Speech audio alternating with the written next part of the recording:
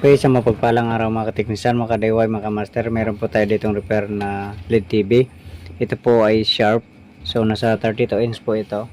Testing natin para malaman natin kung anong issue nito. Saksak natin. Ayun, nag-spark naman dito sa plug. Pero wala po siyang power. No power.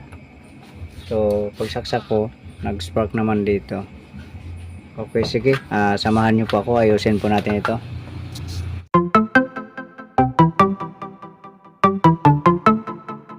Okay, ito na buksan na natin.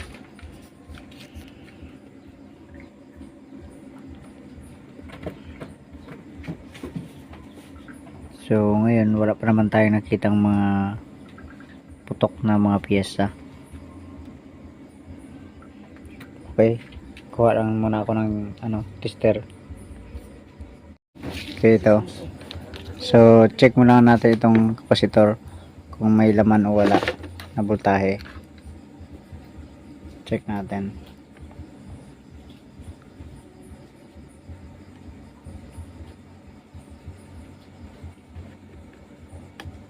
Ayun, so merong laman. Pero mas magandang isaksak muna natin para mag-check voltage tayo.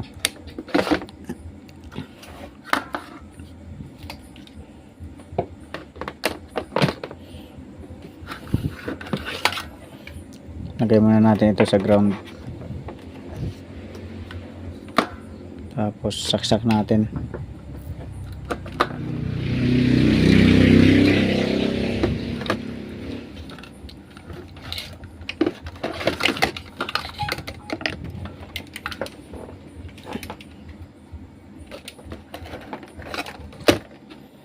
Check natin dito sa secondary. Walang voltahe.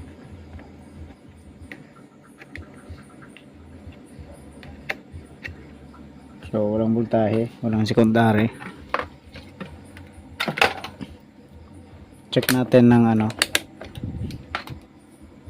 resistance.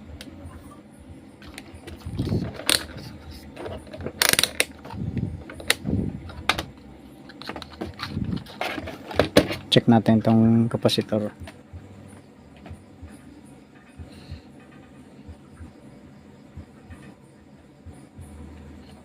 Wala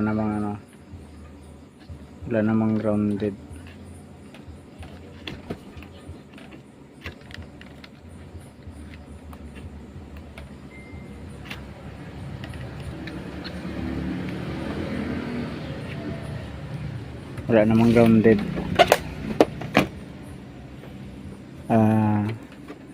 Sige, tanggalin muna natin to, baka may mga loose connection lang ito.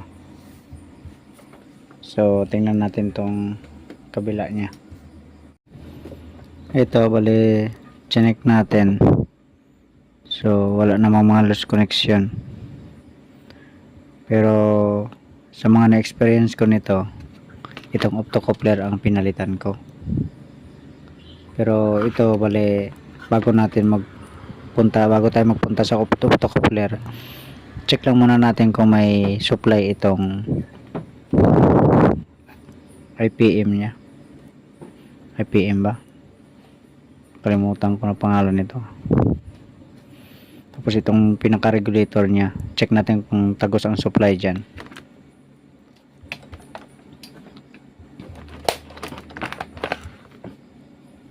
Bale, ang dinaanan nya ng supply nito ay itong resistor. Ito may diode. Tapos dalawang resistor, pangatlo dito. So ito yun siya. Yan. Ito yung dalawa, ito yung isa. Bali tatlo ka resistor ang nag-series.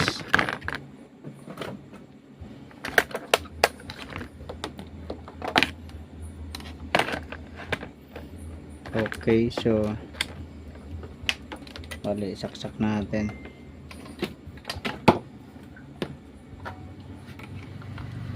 Yan. Kasaksak na yan. Ito yung pinaka filter nya.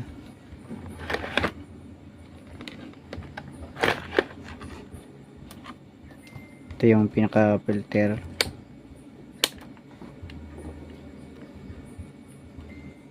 Ayan. So bali steady lang tayo dito sa ground ang negative. Check natin yung supply dito sa resistor. Meron. Pangalawang resistor meron. Pangatlo, ayun, wala na.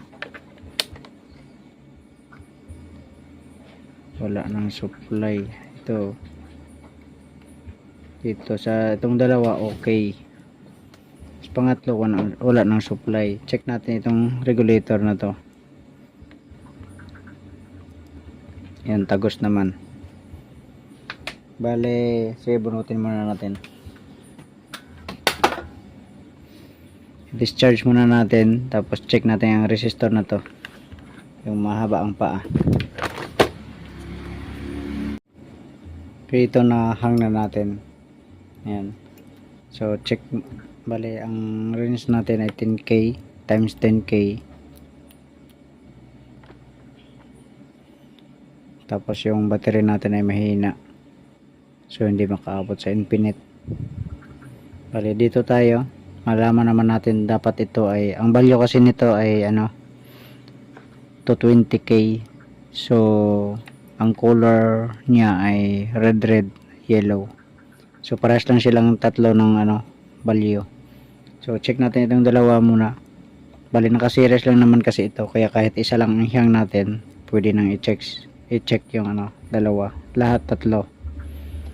Okay, yan, nasa 29 ohms, 20,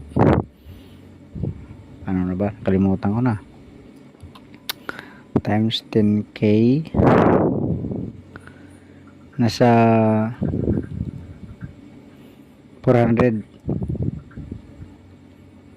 Yan ang reading, kasi nga hindi nakaano ito eh, mahina na yung battery. So at least ito, parehas ang reading ng dalawa. Itong isa, yung hinang natin, check natin. Ayun, walang reading, kahit kaunti wala. Ayun, okay. So ito ang papalitan natin, pero check na rin natin yung optocoupler, baka may leak na rin.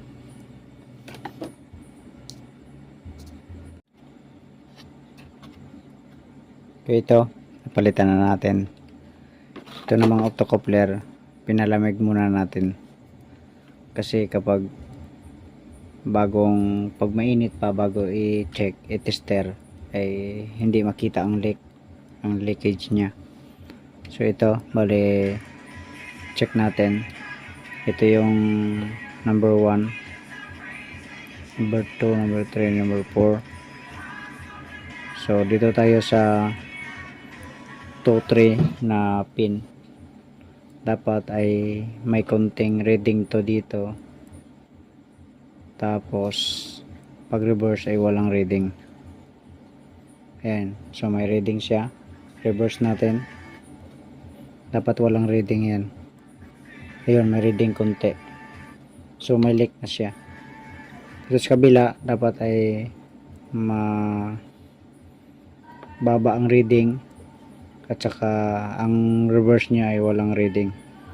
Ayan, walang reading, tapos rekta rin natin, may reading yan. So normal yan sa kabila.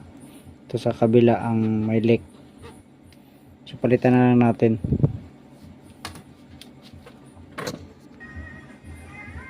Okay, ito napalitan na natin ng bago.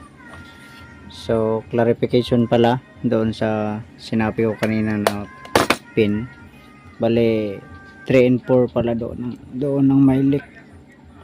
1 and 2 ang ano, walang leak.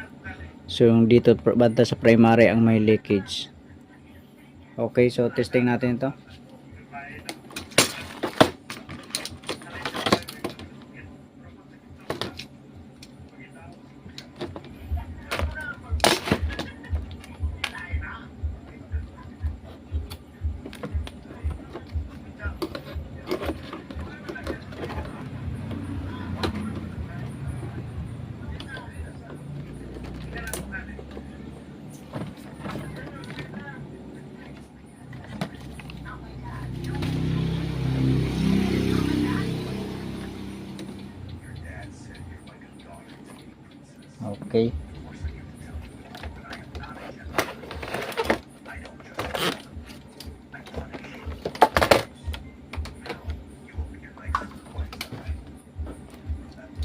Kapitan natin pati yung backlight.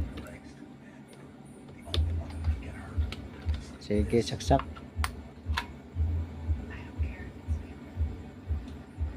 Ayun, may power na. Umilaw na oh. Dito oh. Hindi mo makita. Sige, pindutin ko muna yung ano, power niya para mag-on na siya. Ayun.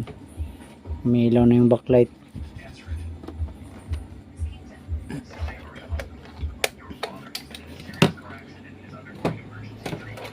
Check natin yung voltahe sa secondary.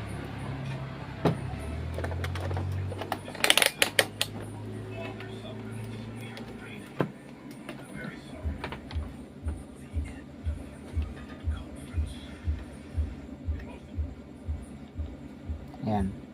So may 13 volts siya. Okay, so itakpan na natin to.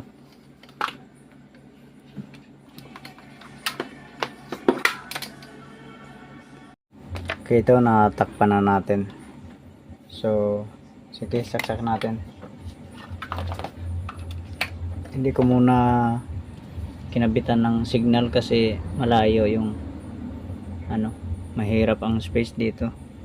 Kaya nagpapaayos pa lang tayo ng panibagong shops doon sa gilid natin ng bahay. Okay, so ito lumabas na yung ano, HDMI.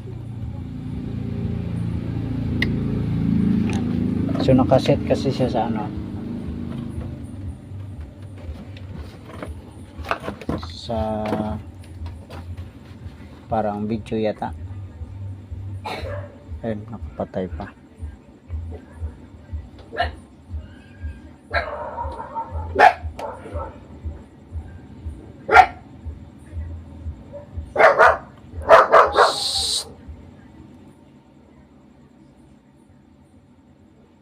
So naka HDMI nga. Yan. Volume tayo. Ayan, lumabas naman ng volume. Sige, ilagay natin sa TV.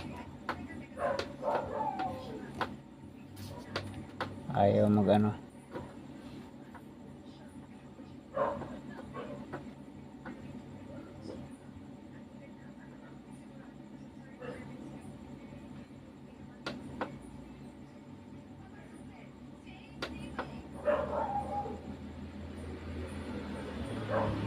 Ayun.